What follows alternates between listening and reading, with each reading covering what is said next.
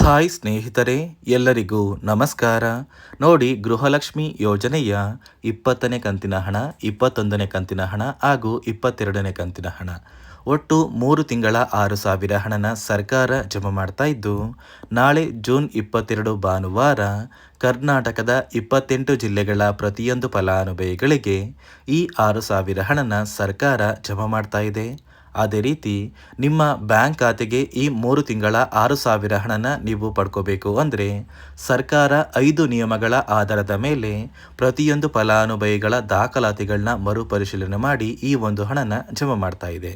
ಹಾಗಾದ್ರೆ ಬನ್ನಿ ಸ್ನೇಹಿತರೆ, ಆ ನಿಯಮಗಳು ಏನು ಅಂತ ಕೂಡ ತಿಳ್ಕೊಳ್ಳೋಣ.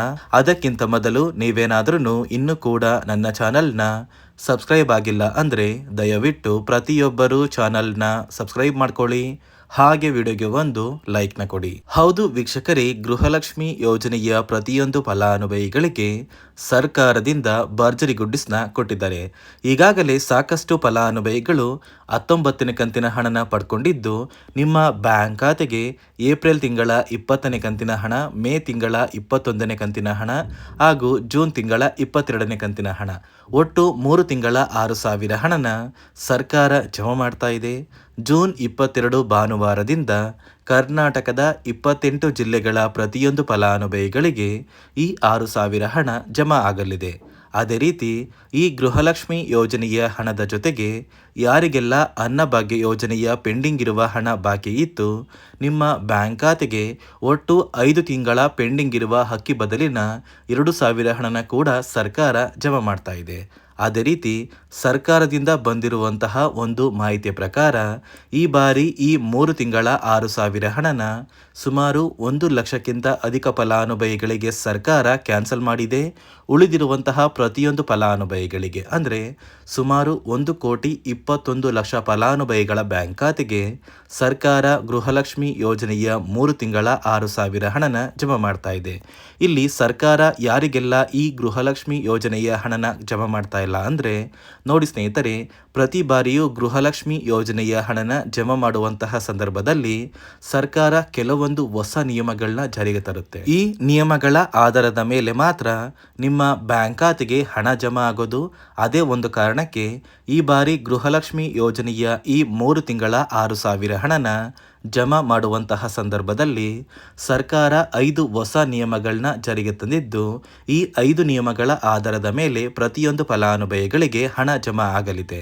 ಅದೇ ಒಂದು ಕಾರಣಕ್ಕೆ ಈ ಬಾರಿ ಸುಮಾರು 1 ಲಕ್ಷಕ್ಕಿಂತ ಅಧಿಕ ಫಲಾನುಭವಿಗಳಿಗೆ ಸರ್ಕಾರ ಗೃಹಲಕ್ಷ್ಮಿ ಯೋಜನೆಯ 3 ತಿಂಗಳ 6,000 ಹಣನ ಕ್ಯಾನ್ಸಲ್ ಮಾಡಿದೆ. ಹಾಗಾದರೆ ಬನ್ನಿ ಸ್ನೇಹಿತರೆ, ಸರ್ಕಾರ ಜಾರಿಗೆ ತಂದಿರುವ ಆ 5 ನಿಯಮಗಳು ಏನು ಅಂತ ಕೂಡ ನಾನು ನಿಮಗೆ ತಿಳಿಸ್ಕೊಡ್ತಾ ಇದ್ದೀನಿ.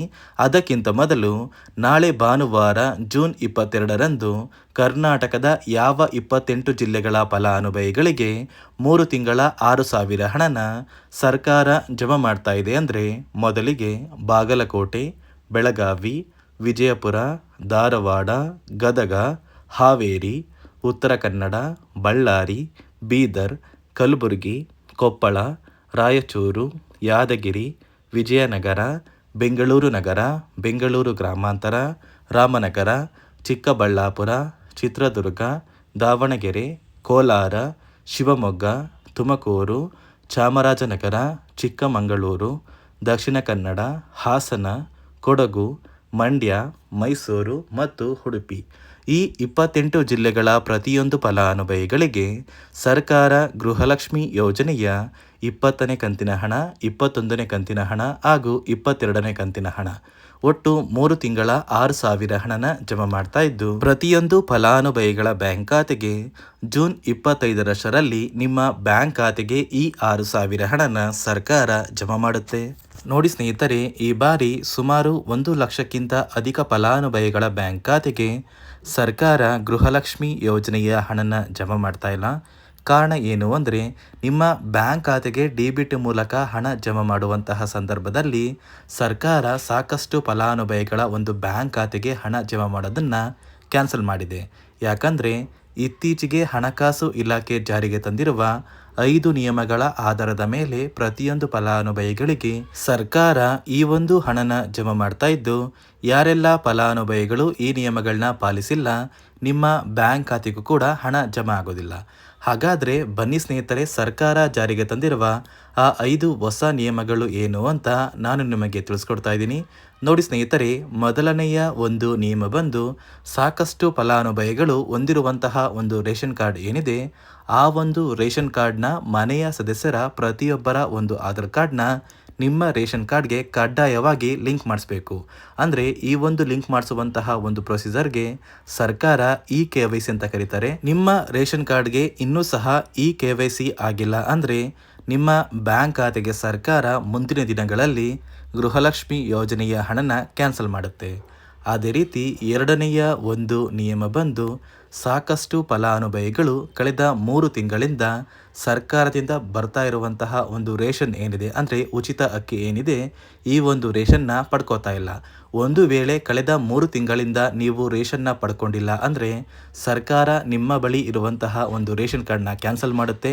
ನಿಮ್ಮ ರೇಷನ್ ಕಾರ್ಡ್ನ ಸರ್ಕಾರ ಕ್ಯಾನ್ಸಲ್ ಮಾಡಿದರೆ ನಿಮ್ಮ ಬ್ಯಾಂಕ್ ಖಾತೆಗೆ ಗೃಹಲಕ್ಷ್ಮಿ ಯೋಜನೆಯ ಹಣ ಇರ್ಬೋದು ಮತ್ತು ಸರ್ಕಾರದಿಂದ ಬರುವಂತಹ ಒಂದು ಸೌಲಭ್ಯಗಳನ್ನ ನೀವು ಕಳ್ಕೋಬೇಕಾಗುತ್ತೆ. ಅದೇ ರೀತಿ ಮೂರನೆಯ ಒಂದು ನಿಯಮ ಬಂದು, ನೋಡಿ ಸ್ನೇಹಿತರೆ, ನಿಮ್ಮ ಬಳಿ ಇರುವಂತಹ ಒಂದು ಆಧಾರ್ ಕಾರ್ಡ್ ಏನಿದೆ, ಆ ಒಂದು ಆಧಾರ್ ಕಾರ್ಡ್ನ ಕಳೆದ 15 ವರ್ಷಗಳಲ್ಲಿ ನೀವು ಯಾವುದೇ ರೀತಿಯ ಒಂದು ತಿದ್ದುಪಡಿನ ಮಾಡಿಸಿಲ್ಲ ಅಂದರೆ ನಿಮ್ಮ ಬ್ಯಾಂಕ್ ಖಾತೆಗೆ ಸರ್ಕಾರ ಗೃಹಲಕ್ಷ್ಮಿ ಯೋಜನೆಯ ಹಣನ ಕ್ಯಾನ್ಸಲ್ ಮಾಡುತ್ತೆ. ಯಾಕಂದರೆ ಸರ್ಕಾರದಿಂದ ಬಂದಿರುವಂತಹ ಒಂದು ಆದೇಶದ ಪ್ರಕಾರ ಪ್ರತಿಯೊಂದು ಫಲಾನುಭವಿಗಳು ಕಳೆದ 15 ವರ್ಷಗಳಲ್ಲಿ ಯಾವುದೇ ರೀತಿಯ ಒಂದು ತಿದ್ದುಪಡಿನ ನಿಮ್ಮ ಆಧಾರ್ ಕಾರ್ಡ್ಗೆ ನೀವು ಮಾಡಿಸಿಲ್ಲ ಅಂದರೆ ಕಡ್ಡಾಯವಾಗಿ ಆದಷ್ಟು ಬೇಗ ನಿಮ್ಮ ಆಧಾರ್ ಕಾರ್ಡ್ಗೆ ತಿದ್ದುಪಡಿನ ಮಾಡಿಸಿ. ಅದೇ ರೀತಿ ನಾಲ್ಕನೆಯ ಒಂದು ನಿಯಮ ಬಂದು, ನಿಮ್ಮ ಕುಟುಂಬದ ಒಂದು ವಾರ್ಷಿಕ ಆದಾಯ 7 ಲಕ್ಷಕ್ಕಿಂತ ಕಡಿಮೆ ಇರಬೇಕು. ಒಂದು ವೇಳೆ ನಿಮ್ಮ ಕುಟುಂಬದ ವಾರ್ಷಿಕ ಆದಾಯ 7 ಲಕ್ಷಕ್ಕಿಂತ ಜಾಸ್ತಿ ಇದ್ದರೆ ನಿಮ್ಮ ಬ್ಯಾಂಕ್ ಖಾತೆಗೆ ಸರ್ಕಾರ ಗೃಹಲಕ್ಷ್ಮಿ ಯೋಜನೆಯ ಹಣನ ಕ್ಯಾನ್ಸಲ್ ಮಾಡುತ್ತೆ. ಅದೇ ರೀತಿ ಐದನೆಯ ಒಂದು ನಿಯಮ ಬಂದು, ನಿಮ್ಮ ಕುಟುಂಬದ ಸದಸ್ಯರು ಅಥವಾ ಗೃಹಲಕ್ಷ್ಮಿ ಯೋಜನೆಯ ಫಲಾನುಭವಿಗಳು ಯಾರು ಕೂಡ ಸರ್ಕಾರಿ ನೌಕರರಾಗಿ ಕಾರ್ಯನಿರ್ವಹಿಸ್ತಾ ಇರಬಾರ್ದು. ಒಂದು ವೇಳೆ ನಿಮ್ಮ ಕುಟುಂಬದಲ್ಲಿ ಯಾರೇ ಆಗಿದ್ರೂ ಸರ್ಕಾರಿ ನೌಕರರಾಗಿ ಕಾರ್ಯನಿರ್ವಹಿಸ್ತಾ ಇದ್ದರೆ ನಿಮ್ಮ ಬ್ಯಾಂಕ್ ಖಾತೆಗೆ ಗೃಹಲಕ್ಷ್ಮಿ ಯೋಜನೆಯ ಹಣ ಕ್ಯಾನ್ಸಲ್ ಆಗುತ್ತೆ. ಈ 5 ನಿಯಮಗಳ ಆಧಾರದ ಮೇಲೆ ಪ್ರತಿಯೊಂದು ಫಲಾನುಭವಿಗಳಿಗೆ ಸರ್ಕಾರ ಹಣ ಜಮಾ ಮಾಡ್ತಾ ಇದೆ. ಒಂದು ವೇಳೆ ನೀವು ಈ 5 ನಿಯಮಗಳನ್ನ ಪಾಲಿಸಿಲ್ಲ ಅಂದರೆ ನೀವು ಕೂಡ ಗೃಹಲಕ್ಷ್ಮಿ ಯೋಜನೆಯ ಹಣದಿಂದ ವಂಚಿತರಾಗಬೇಕಾಗುತ್ತೆ. ನೋಡಿ ವೀಕ್ಷಕರೇ, ಇಲ್ಲಿಯವರೆಗೂ ನಿಮ್ಮ ಬ್ಯಾಂಕ್ ಖಾತೆಗೆ ಗೃಹಲಕ್ಷ್ಮಿ ಯೋಜನೆಯ ಎಲ್ಲ ಕಂತಿನ ಹಣ ಜಮಾ ಆಗಿದ್ದು ಯಾವುದೇ ರೀತಿಯ ಪೆಂಡಿಂಗ್ ಇರುವ ಹಣ ಬಾಕಿ ಇಲ್ಲ ಅಂದರೆ ಜೂನ್ 22 ಭಾನುವಾರದಿಂದ ಕರ್ನಾಟಕದ 28 ಜಿಲ್ಲೆಗಳಿಗೆ 6,000 ಹಣ ಜಮಾ ಆಗ್ತಾ ಇದೆ.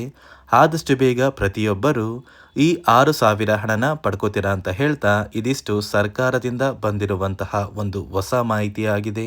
ನಾನು ಕೊಟ್ಟಿರುವಂತಹ ಮಾಹಿತಿ ನಿಮಗೆ ಇಷ್ಟ ಆಗಿದ್ದಲ್ಲಿ ದಯವಿಟ್ಟು ಪ್ರತಿಯೊಬ್ಬರು ನನ್ನ ಚಾನಲ್ನ ಸಬ್ಸ್ಕ್ರೈಬ್ ಮಾಡ್ಕೊಳ್ಳಿ, ಹಾಗೆ ವಿಡಿಯೋಗೆ ಒಂದು ಲೈಕ್ನ ಕೊಡಿ.